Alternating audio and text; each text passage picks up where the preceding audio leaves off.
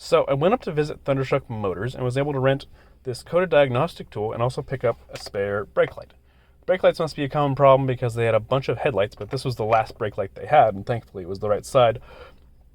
Mirrors also seem to be a common issue. There was only one mirror there despite a sizable collection of doors, and it was both the wrong color and side. They didn't have any of the BMS modules I needed immediately available, as they only had them in battery packs they hadn't taken apart yet. Now that I have this tool, I've finally been able to diagnose some of the issues I've been having with my Coda. So first, a couple notes about the Coda itself. The Coda has two main CAN buses, one for the battery and charging, and then one for the drivetrain controls. Now, these two CAN buses are bridged by this gateway module, which forwards the messages between the two buses, and I believe it also forwards all the diagnostic information from the scanner coming in over here to the various devices across the car. Now, the code that the ABS traction control module is throwing is not any sensor failure, but it's this VIN mismatch code. So I've checked the configuration on this traction control module, and it's got the correct VIN programmed into it. But when I checked the VIN programmed into this gateway module here, it's obviously wrong. So from digging a bit deeper into the ABS module's configuration, it seems to be calibrated per car, so it makes sense that if it thinks it's in the wrong car, it'll throw a fault and declare it's not working. So this dongle has the functionality to reprogram this gateway module, but it doesn't seem to want to let me do it unless it thinks the module is newly installed into the car. So assuming that's the right path for reprogramming it, I have to somehow trick it into letting me reprogram the real VIN in. So I did check out the gateway module itself, which is mounted down here in the passenger footwell. I did notice that one of the mounting screws was loose, so maybe it had been replaced at some point, but nothing else really stood out to me. So here's what the inside of a gateway module looks like. Pretty standard automotive stuff. You got a microcontroller here, runs the same software for every car, but then a little EEPROM chip here that stores the different parameters for each car, such as the VIN. However, I replaced this chip thinking that might wipe its brain, might make it think it's new to the car, but I still got the same result. Blank VIN, wouldn't let me reprogram it. So when Thunderstruck was able to get those extra BMS modules out of a battery for me, I also had them send me an extra gateway module. So I installed this gateway module into my car, immediately picked up the new VIN, the correct VIN, I should say, and without even flashing it. And the light doesn't come on the dash anymore. But this didn't fix the throttle delay issue that I've been having, which maybe is just a normal Coda thing, which is, so if I take my foot off the throttle and then put it down, there's a pretty big delay from when I put my foot down to the response. If I'm already on the throttle and then I push down, it sometimes responds quickly. So if I'm like already accelerating and then I try to accelerate harder, it pulls in pretty quickly. But if I'm off the accelerator in regen and then I put foot down, there's like at least a second delay. Which I've heard that Codas have kind of a weird throttle response.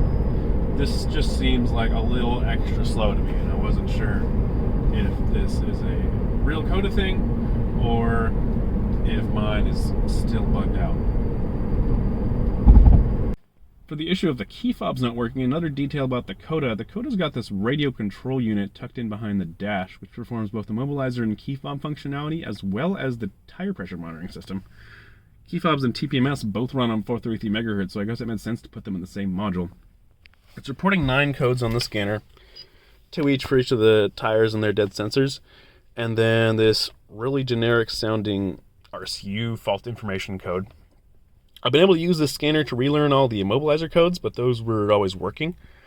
And I can use it to put it into key fob learning mode. And as part of the sequence, it unlocks the doors, so I know it gets that far, but it never picks up on any key data. I was watching Electric Garage's video on its Coda, and he seems to also have this problem, so maybe my module's just also frigged. Took a look inside the radio control unit itself. It's got this module here, which appears to be the 433 MHz module, since it's connected to this antenna, which goes around the outside edge of the board. All of the pads that connect it to the baseboard have really bad solder on them. There's barely any solder on them. You can see they're almost look like they're cracked in a few places. I tried touching these up.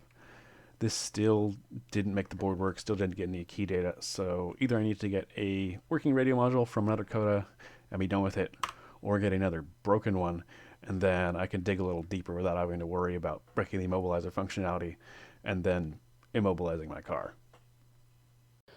To replace the rear fog lights, as they're called, on the Coda, you have to take the whole bumper off, which includes taking out both brake lights. And then you can finally get in there. So after all that, now both of the rear fog lights are working.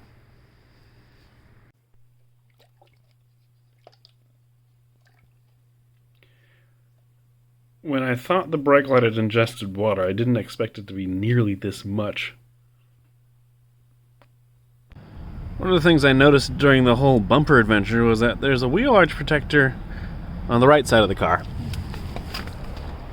But there is not one on the left side of the car. I replaced the latch in the sunglass holder.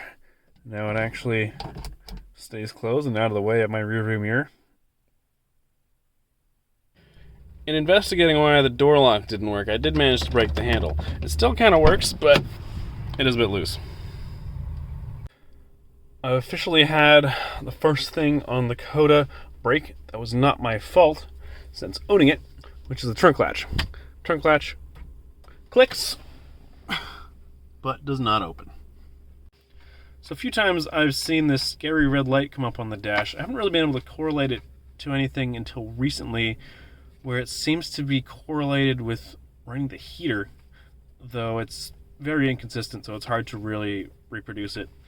The manual says if you see this, stop as soon as possible and contact Coda Authorized Service Center. However, I don't see any code come up on the scanner that really explains this. My best guess is that it's some sort of isolation fault, and either there's something wrong with the heater module itself, or maybe the coolant in the coolant circuit, and it's causing an isolation breakdown. But I really have no way to diagnose this until I can really consistently reproduce it.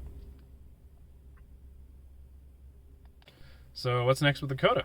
In terms of spare parts, I need to get a hold of radio control unit and a couple of those door lock actuators.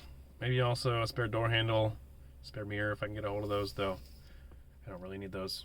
They're kind of holding on as is. In terms of the battery, I got a hold of the new BMS module.